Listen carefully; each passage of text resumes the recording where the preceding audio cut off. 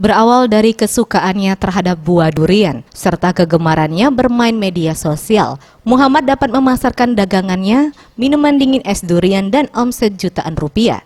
Untuk bahan baku sendiri, buah durian didatangkan dari Medan, karena durian Medan dikenal dengan rasanya yang manis dan baunya yang khas.